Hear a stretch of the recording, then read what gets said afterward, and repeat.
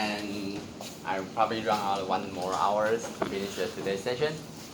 So let's keep talking about Bell and Road. Last week, I think most of you have already know the basic fundamental and basic important information about Bell and Road. So this is the entire map.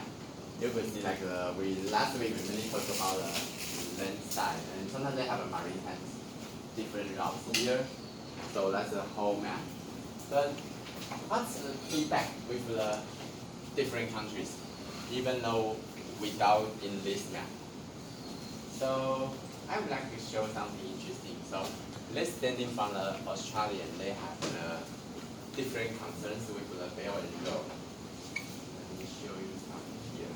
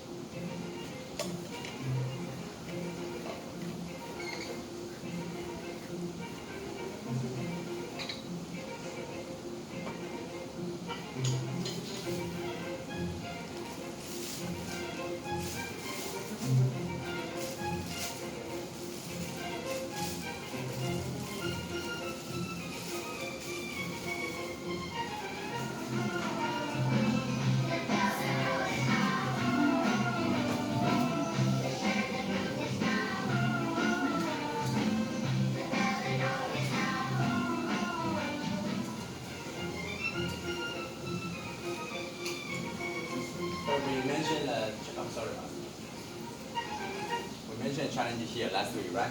Remember that the gold exchange is still covered here.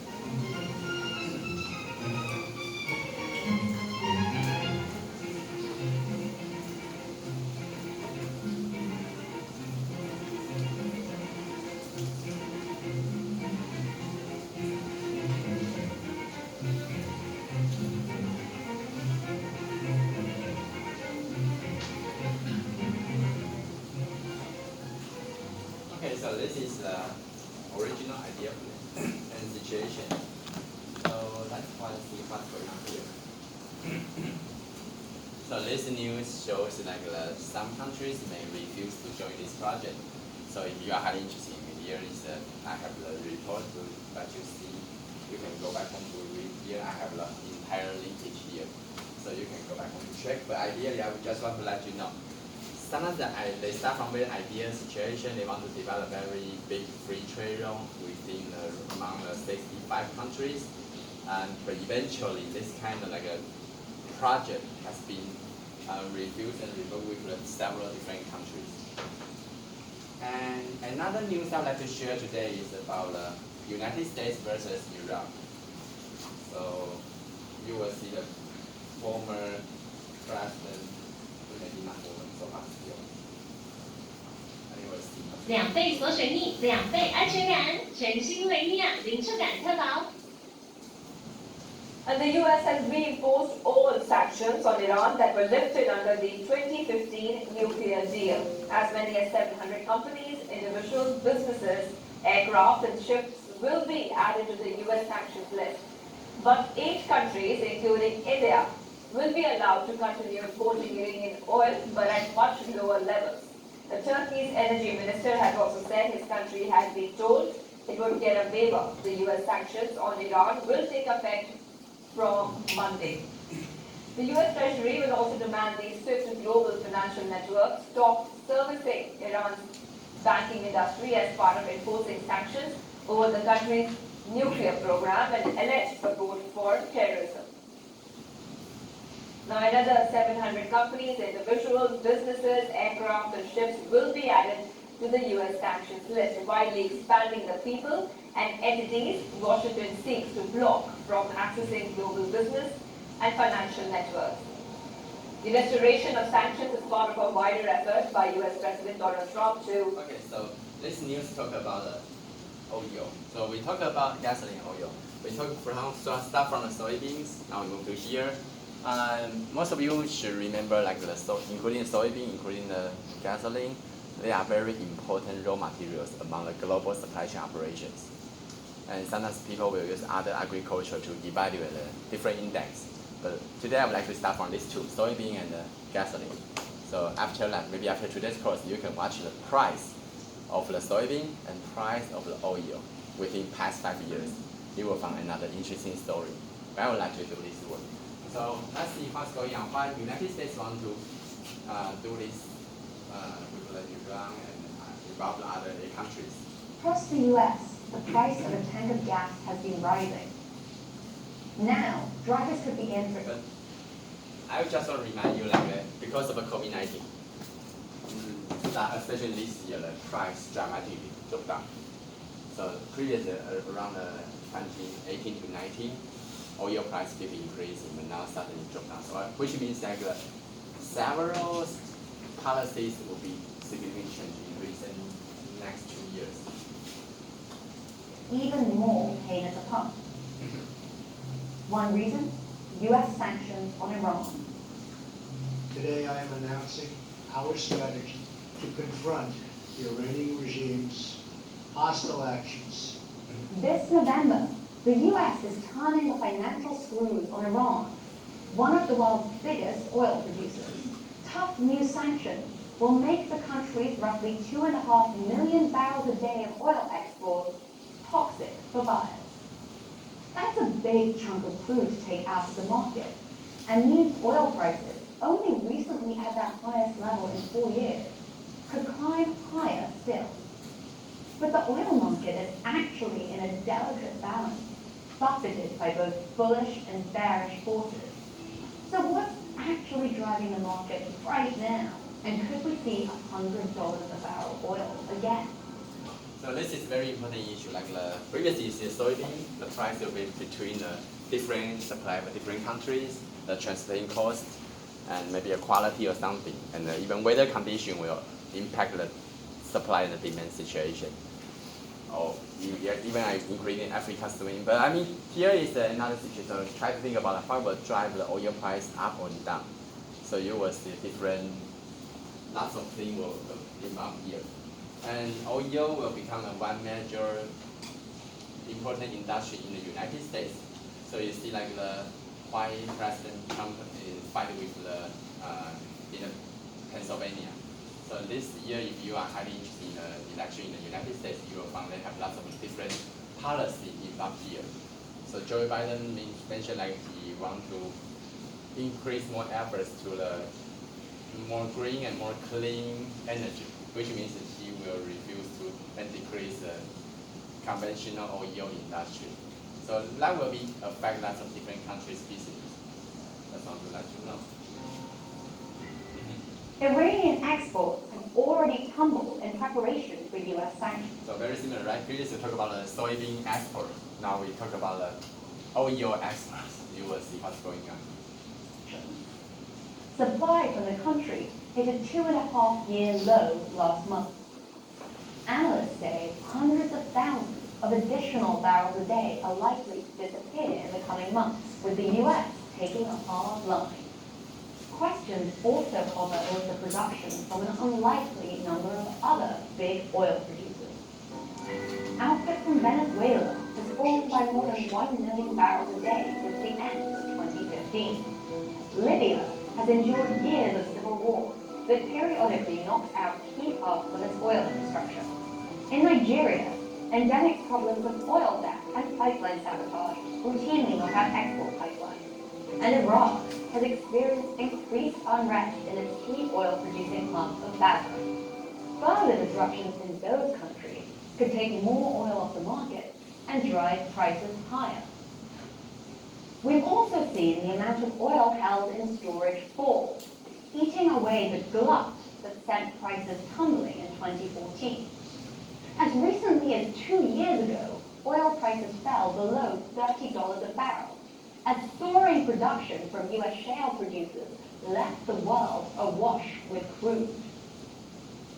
But there are also drivers that could send prices lower. Producers are working hard to increase output and make up for any shortfalls. OPEC, a coalition of the world's biggest oil producers, has teamed up with others to cut back production when prices were low. but recently we've opened the spigots back up. Shale production in the US is also still on the rise. So far, that's been pretty successful in filling in any gaps in supply.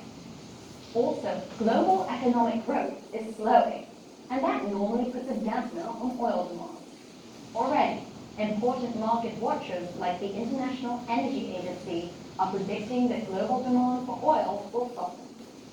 That eases the pressure on global supply.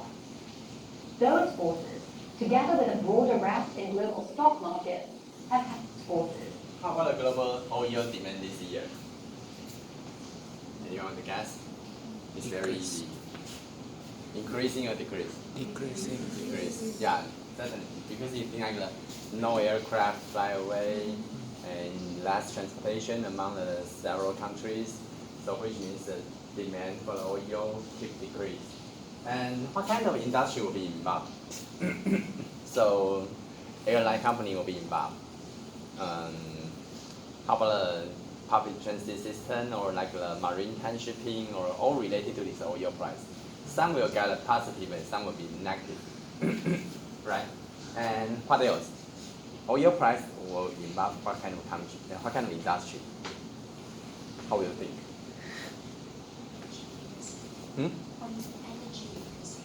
Energy and gas is very good.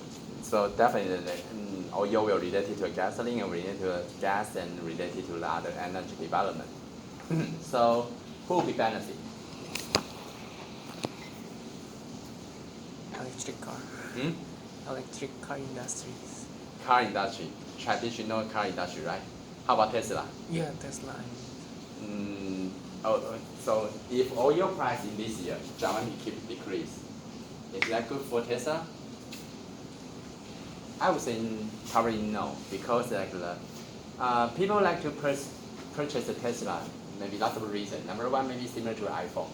They are fancy. They are like luxury goods, so they are want to try new items. However, on the other side is some people like to purchase the clean energy car just because the oil price keep increasing within the past few years. But now suddenly they found like oil price dramatically decrease, which means the fuel consumption will be relatively low and maybe the following few years if the COVID still threats the transportation. So which means that the conventional car still owns a better competitiveness. But what else? What kind of industry will be involved here? Transportation, definitely yes. Logistic company may be happy because like most of the logistic delivery company, they tend to use the traditional, conventional cars, vehicles, trucks. So this is a maritime. Certainly they will be happy, but I would say maritime airline company will be another issue. Maybe they signed a contract 5 years ago, so still they maintain a very high standard cost fuel consumption fee.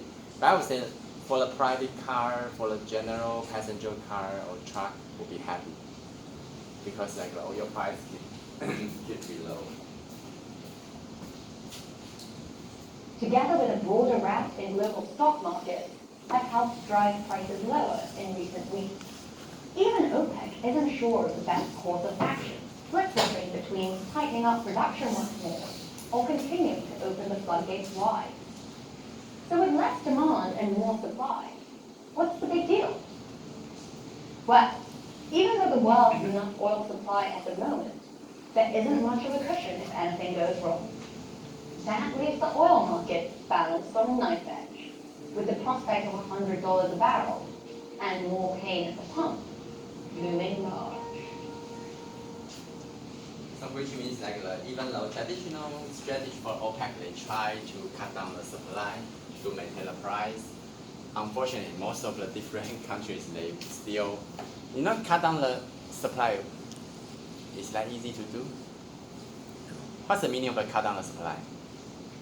Maybe every day you can use the one. Originally your capacity will be at 100%, now you just reduce to maybe 50% or even lower to make sure your listed price, market price can maintain the original standard. But eventually the OPEC failure, if you check the whole oil price around the world, So think about like, it's like easy to cut down the supply capacity. You can think about it, well, assuming it's kind of factory. So you have lots of workers, you have lots of machines, and suddenly we decide to turn or you close the factory just because you want to maintain the market price. It's not easy to do. So which means lots of worker, you give them like, for example, 10 months holiday. You say machines. But key point is, even though you want to cut down the supply, your competitor may not willing to do so. So, for example, United States, they have more crude oil. They want to keep running. So, which means even though you cut down the supply keep increase. But demand right now, in the under the COVID-19 situation, demand keep decrease. So, which means that the supply still over the demand. And I guess in the near recent few months or even 1 or 2 years, oil price will keep a very low standard. So that's the whole situation. And lots of countries involved in just because I think the oil and the gasoline or soybean they are very fundamental important raw materials among the whole global supply chain operation. This one I have no time to share, but this is some factory happening in the south of China. So if you are interested, you can check it. I have the video and news also, you can check it out. So today I would like to quickly still introduce some the fundamental knowledge in the global supply chain operations. And today I will quickly finish. I think I will finish the transportation part today. So next week we'll move to another issue. So anyone knows what's the meaning of roll on and roll off? It's a very common terms, operations in the maritime operation. Anyone already know this? We call it RORF or roll on, roll off. Okay, let me show you one video. So see what's going on here. And it's a very specific terminology.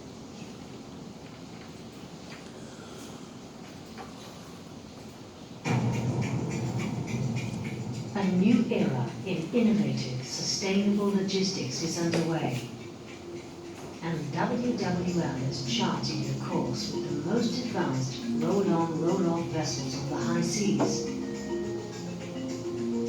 The Mark V has arrived. The Mark V is the largest and most efficient vessel class of its kind, allowing WWL to set a higher standard when it comes to optimizing our customer supply chains. But what makes the Mark V different from the competition? It all begins with an innovative design. With a bulbous bow and a streamlined rudder and ducktail, the Mark V's sleek design increases operator converts transported cargo unit, while decreasing sulfur and CO2 emissions by 20% per unit. She's also outfitted with an advanced ballast water treatment measures our customers.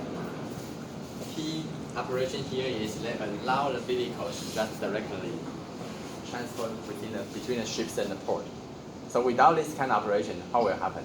You have to find out some crane to load the container, but it will be very difficult to, if you think about it, if one container just pack one car, which means lots of space has been, you may not be able to use that kind of space. By the way, it's very difficult to, just pick up one by one container. It's very low efficiency. So through this kind of operation, they can easily do and very high efficiency to deliver lots of the vehicles in very short term. So we call this kind of roll on, roll off. And if you are interested, you can go back home to finish the whole video. The Mark V is built to transport bigger cargo. And if you are highly interested in the Hualien port, in last week, they built up one rail track and use this kind of operations. So lots of new rail car has been shipped to Hualien port 2 weeks ago. And they have the one rail track similar to this. So if you are highly interested, you can try to drive to the Hualien port. All right. all while carrying high volumes of automotive and rolling heavy equipment. 8 decks and a new ramp configuration allow for simultaneous operations. A 12-meter wide stern ramp is built to handle up to 500 tons. Okay, I think just let you know how to roll on roll. This is a very common useful delivery method. And when we talk about maritime, another we call, usually, especially inland waterway, that's we talk about the inland waterway. The main transportation method in the inland waterway we call a barge. So, anyone see the barge before? Perhaps, but let me show you some video quickly, let you know what's the barge. They have a different term, different method to deliver different cargoes. So this is we call a barge. And 6 long leg wide. It's a big tow, y'all. American Heritage. We're making it look easy. So very like a trend in your market. Big tow. Pretty impressive. Pretty darn impressive. Okay, it's very slow and you can see it's slow. And I have already run one project in the United States to do the barge operations. What kind of issue we need to consider here? Number one, during the winter, the river will be black, especially in the North America. And the second is, this barges move very slow and slow. And it sounds like some rivers, the width is very limited, so they only allow one direction each time. So we call it line operations. So basically they use this kind of barge. Very easy to ship the agriculture, like this is, I think it's oil or something, and the cost is very low. Alright, so you know the barge, you know the roll on the road, okay? Two very specific delivery with the. Okay. In maritime, we have a different term, liners, trams, and other private. And this just based on a different definition, so you can check with that. I would like to talk about this flag of convenience, FOC. Sometimes like they will, very similar to truck. We talked about truck last week.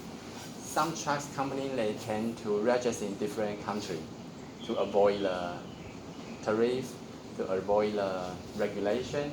Very similar with that. So most of the maritime companies, they will try to register in different countries. We call it FOC. So here is, that is the definition. I would say around 55% of the world, they tend to register in different countries compared to the original. For example, like the Evergreen in Taiwan is one famous maritime company, but they flag, anyone want to guess which country they tend to flag? They can choose Taiwan certainly, but unfortunately, if they flag in Taiwan, which means several ports, they have a limitation, so they eventually decide to move to another country. Anyone want to guess? One famous maritime company in Taiwan. Okay, one country within the, I would say maybe Central and South America. So you can see, they try to switch to, I mean, this is very similar, so they try to flag their ships in different countries to avoid the tariff, to avoid the regulation, and also gain some profit from another country. Because that country provide lots of incentives to induce the evergreen maritime company to register in that country. Why? They can earn lots of job opportunity, they can earn lots of tax income. So some governments really welcome the different maritime ships to register in their country. And in Taiwan so far we have no choice to avoid that, because it's very common actually. Even though for Apple, for lots of things, they may not really register in the United States. They tend to register in lots of European countries. Just want to let you know. So we call it FOC, flag of different countries. And quickly, I would like to summarize the air logistics. So now air logistics becomes more and more popular, especially in this year. So this year, both the maritime, both the airline, they are highly related on the freight transportation to maintain the business. Think about it. Think about it, like the aircraft company. They may not be able to maintain their business just rely on the passenger operations, right? Think about it. We have the one company in Hong Kong go bankruptcy because like the depends on because every different like the airline company they have a different operation strategy. Some may be focused on the passenger, some may be focused on the freight operations. So if you are focused on the freight operations in this year, that would be great. If you are focused on the passenger operations, sorry, maybe you need to quickly think about how to transform your aircraft in a different way. So traditionally, like around 35% of freight shipped by air, and in this year, keep increasing. What kind of cargoes will be shipped by air? High value, low density. So that's the regular. I think iPhone or iPad will be shipped by air. Why air logistics becomes so popular? I try to list it 5 more like reasons here. Maybe you can think of even more. So most of the market start to deregulation. What's the meaning of that? Anyone want to guess how many airline companies in Taiwan before? Okay, how many airline companies in Taiwan so far? Anyone know that?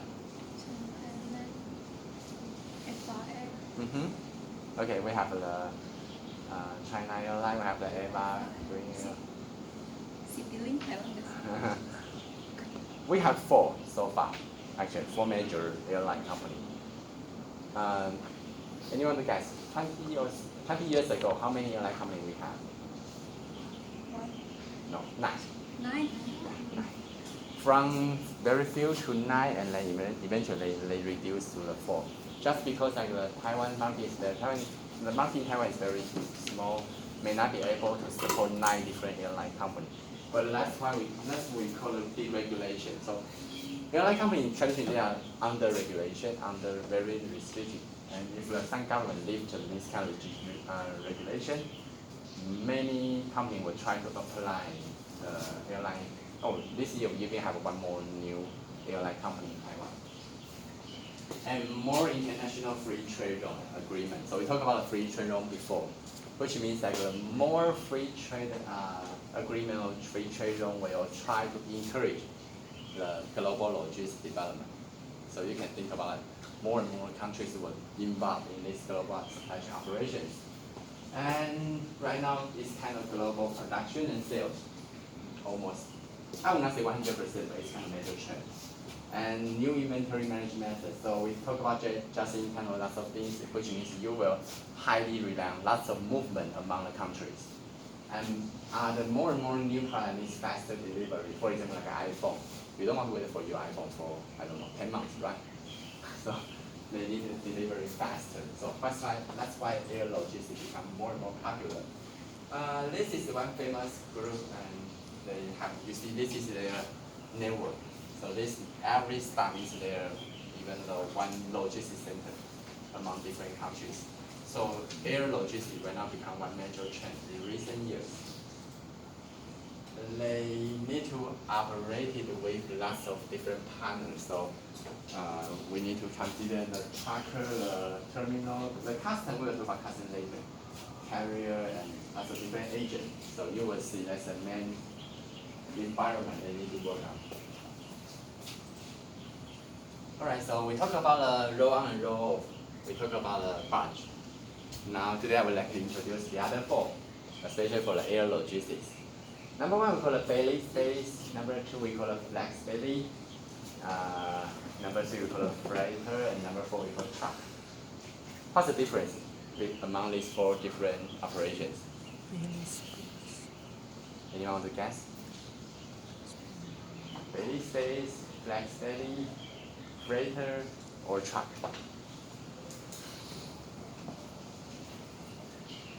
Meaning of that. It's very similar to the roll on and roll off.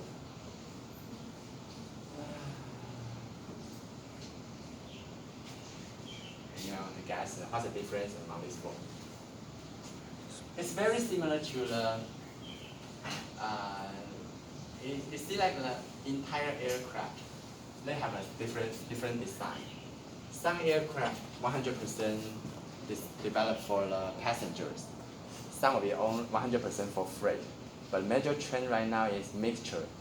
So which means maybe 50 and 50 or 40 and 60 for the passenger and cargoes respectively. And sometimes like on this case, you can imagine like if passengers in the upper level, the lower level will be storage the freight. So which means like they may need to think about how to land the freight to loading and unloading for each aircraft. So this form is a different location, different operations for the aircraft, the loading and unloading the freight. If you are highly interested, you can go to YouTube. They have lots of video here. But just on they have 4 different ways to loading and unloading. Should we take another break? Okay. Okay, let's take another 10 minutes break. That you refresh your mind.